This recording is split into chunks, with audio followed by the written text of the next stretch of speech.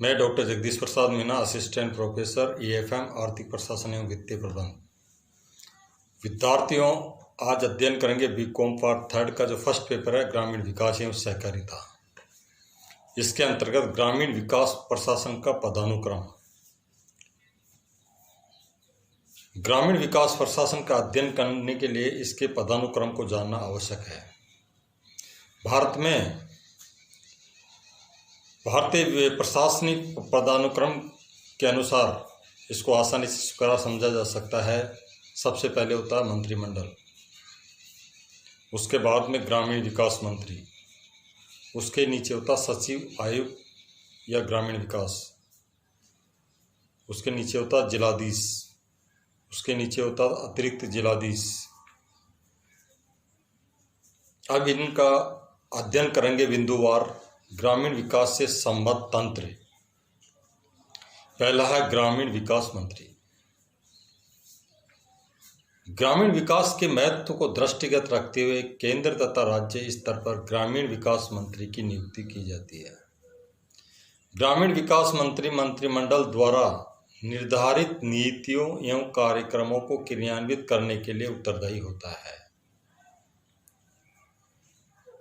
वह सरकार द्वारा निर्धारित नीतियों व कार्यक्रमों के बारे में कार्यपालिका को समय समय पर निर्देश देता है कि उसके निर्देशानुसार कार्य करें।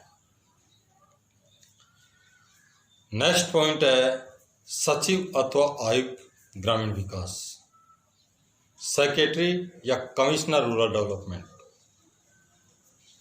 ग्रामीण विकास के प्रशासन हेतु सरकार द्वारा सचिव अथवा आयुक्त की नियुक्ति करती है। सचिव या आयुक्त शासन सचिवालय में ग्रामीण विकास विभाग का सर्वोच्च अधिकारी होता है, जिसके निर्देशानुसार विभाग के समस्त कर्मचारी व अधिकारी कार्य करते हैं। नेक्स्ट बिंदु है डिस्ट्रिक्ट कलेक्टर, जिलाधीश। कलेक्टर जिला स्तर का सर्वोच्च अधिकारी होता है। ये भारतीय प्रशासनिक सेवा का सदस्य होता है।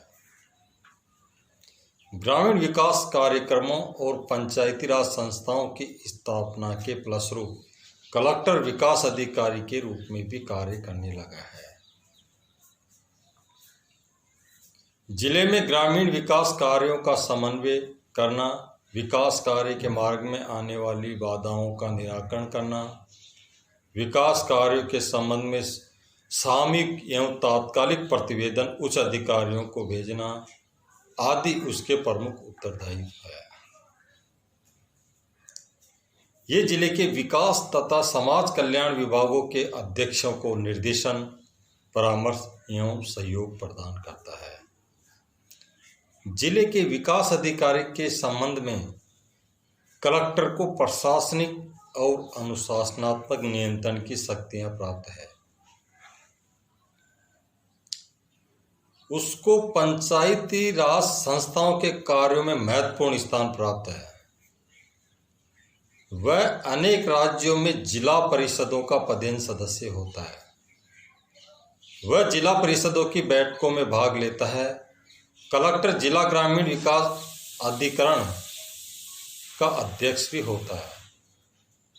वह पंचायत समितियों व पंचायतों पर बाहर से नियंत्रण रखता है तथा ये देखता है कि उक्त संस्थाएं अपने क्षेत्राधिकार में रहकर अपने उत्तरदायित्वों का निर्वाह करती या नहीं। नेक्स्ट पदानुक्रम के अंतर्गत आता अतिरिक्त कलेक्टर, एडिशनल कलेक्टर। ग्रामीण विकास कार्यों के संचालन हेतु जिला स्तर पर ग्रामीण विकास अभिकरण स्थापित किए गए हैं, DRDA। इन अभिकरणों का सर्वोच्च प्रशासनिक अधिकारी अतिरिक्त कलेक्टर विकास एवं परियोजना निदेशक कहलाता है। अतिरिक्त कलेक्टर विकास भारतीय प्रशासनिक सेवा अथवा राज्य प्रशासनिक सेवा का वरिष्ठ अधिकारी होता है। नेक्स्ट, प्रमुख कार्यकारी अधिकारी, चीफ एग्जीक्यूटिव ऑफिसर। कुछ शब्दों में कलेक्टर को विकास कार्यों से पूर्णतः मुक्त कर दिया गया है। यदि उदाहरण के तौर पर देखें तो महाराष्ट्र, आंध्र प्रदेश इत्यादि इन राज्यों में जिला स्तर पर विकास कार्यों का उत्तरदायित्व तो प्रमुख कार्यकारी अधिकारी CEO को सौंपा गया है। यह अधिकारी जिला कलेक्टर स्तर का होता है, जो ग्रामीण विकास के उन समस्त कार्यों को देखता है।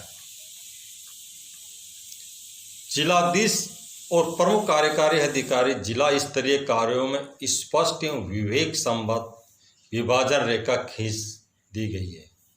विकास कार्यों से संबंधित सभी विभागों के जिला स्तर अधिकारी तथा उनके अमले को पूर्णतः कार्यकारी अधिकारी में नियंत्रण रखा गया है। मुख्य कार्यकारी अधिकारी जिला परिषद के अंतर्गत आने वाले स्थानीय विकास कार्यों के लिए उत्तरदायी है, जबकि जिलाधीश राज्य योजनाओं एवं अन्य प्रशासकीय कार्यों के लिए उत्तरदायी है। नेक्स्ट होता है ब्लॉक डेवलपमेंट ऑफिसर, विकास खंड अधिकारी। प्रत्येक जिले में जिला परिषदों के अधीन पंचायत समितियां स्थापित की जाती है। विकास खंड अधिकारी पंचायत समिति अथवा विकास खंड का सर्वोच्च प्रशासनिक अधिकारी होता है। ये मुख्य कार्यकारी अधिकारी के निर्देशानुसार कार्य करता है। प्राय राज्य प्रशासनिक अथवा इसके समकक्ष सेवा के अधिकारी को BDO नियुक्त किया जाता है, जो विकास खंड में ग्रामीण विकास के प्रशासन के लिए उत्तरदायी होता है। इनके अलावा अन्य व्यक्ति भी होते हैं जो ग्रामीण प्रशासन या ग्रामीण विकास कार्यों में जिनका महत्वपूर्ण एवं उल्लेखनीय कार्य होता है। ग्रामीण विकास प्रशासन में अन्य अनेक लोग प्रत्यक्ष या अप्रत्यक्ष रूप से महत्वपूर्ण भूमिका निभाते हैं, जो इस प्रकार है। इनमें जिला परिषद का सचिव, उप सचिव, कृषि, पशुपालन, शिक्षा, सहकारिता, उद्योग आदि के प्रसार अधिकारी, लेखापाल, सांख्यिकी अधिकारी, ग्राम सेवक, अध्यापक व पटवारी उल्लेखनीय है। ग्रामीण पंचायत स्तर पर सरपंच, पंच व पंचायत सचिव ग्रामीण विकास प्रशासन में महत्वपूर्ण भूमिका निभाते हैं। अब विद्यार्थियों अध्ययन करेंगे भारत में ग्रामीण विकास प्रशासन का ढांचा, structure of rural development administration in India. Bharat में केंद्रीय स्तर से लेकर ग्रामीण स्तर तक ग्रामीण विकास प्रशासन का एक ढांचा या तंत्र बना हुआ है, जो इस प्रकार है। पहले अध्ययन करेंगे केंद्रीय स्तर पर ढांचा, स्ट्रक्चर एट द सेंट्रल एवं नेशनल लेवल। केंद्रीय स्तर पर भारत सरकार का ग्रामीण विकास मंत्रालय ग्रामीण विकास को देखता है। ये विभिन्न ग्रामीण विकास कार्यक्रमों के क्रियान्वयन एवं समन्वय का कार्य करता है।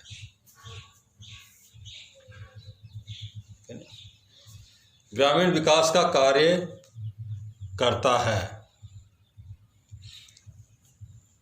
ग्रामीण मंत्रालय के द्वारा विभिन्न विभाग इसके विभिन्न कार्यों को वहन करते हैं। इसका संगठनात्मक ढांचा अग्र प्रकार है।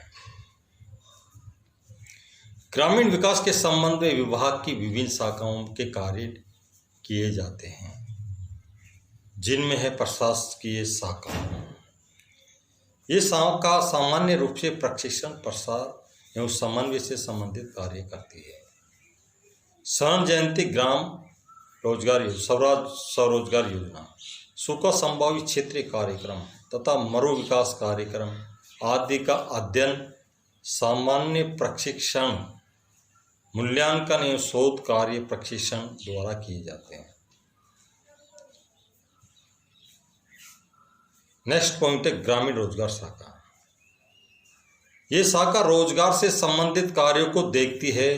ग्रामीण रोजगार से संबंधित विकास जैसे जवाहर ग्राम समृद्धि योजना, ग्रामीण मानव शक्ति रोजगार योजना, विपणन तथा निरीक्षण, निदेशालय विकास हेतु जन भागीदारी आदि इसके अंतर्गत आते हैं। ग्रामीण क्षेत्र में पेयजल आपूर्ति, भूमिहीन श्रमिकों के आवास की समस्या व भारत सेवक समाज के कार्य भी इस शाखा द्वारा किए जाते हैं। नेक्स्ट बिंदु है स्वर्ण जयंती ग्राम स्वरोजगार योजना शाखा। ये शाखा ट्राइसेम ग्रामीण पोषाहार कार्यक्रम, ग्रामीण महिला व बाल विकास योजना आदि कार्यक्रमों के साथ ही सामान्य शिक्षा एवं स्वास्थ्य तथा ग्रामीण विद्युतीकरण आदि कार्य भी देखती है। विद्यार्थियों, ग्रामीण प्रशासन का ग्रामीण विकास को करने में महती भूमिका होती है, क्योंकि भारत गांवों का देश है। यदि गांवों का विकास नहीं होगा तो इंडिया का विकास नहीं हो सकता।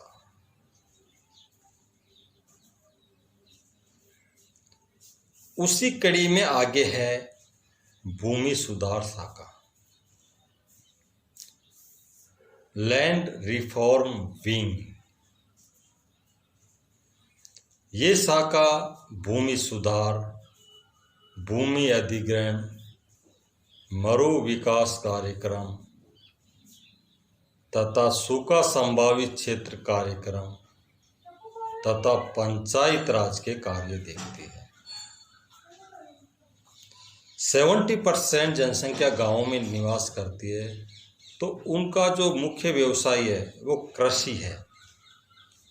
यदि कृषि के क्षेत्र में भूमि सुधार शाखा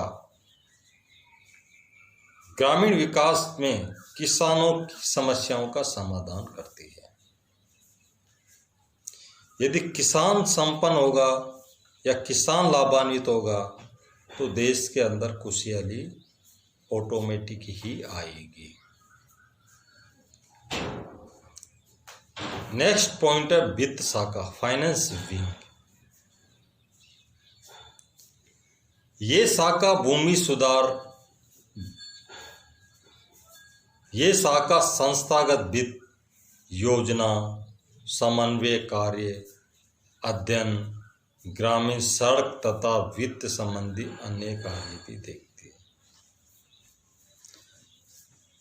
बिना फाइनेंस के कोई भी शाखा का काम करना बेहद मुश्किल है, क्योंकि विकास कार्यों के लिए पैसों की जरूरत होती है। अब बिना वित्त के कार्य करना संभव नहीं होता है।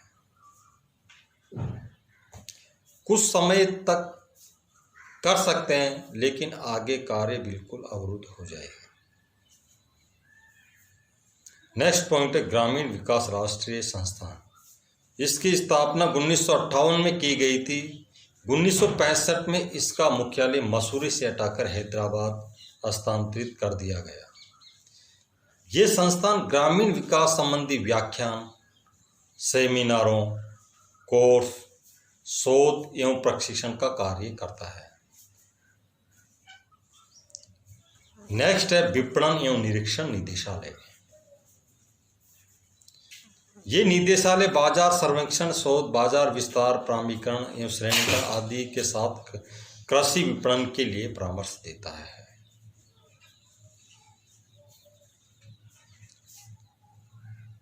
नेक्स्ट है ग्रामीण तकनीकी संवर्धन परिषद। ये परिषद ग्रामीण क्षेत्रों में तकनीकी शोध एवं उसके विकास का संपूर्ण कार्य देखती है, जो ग्रामीण विकास के लिए बहुत उपयोगी होती है।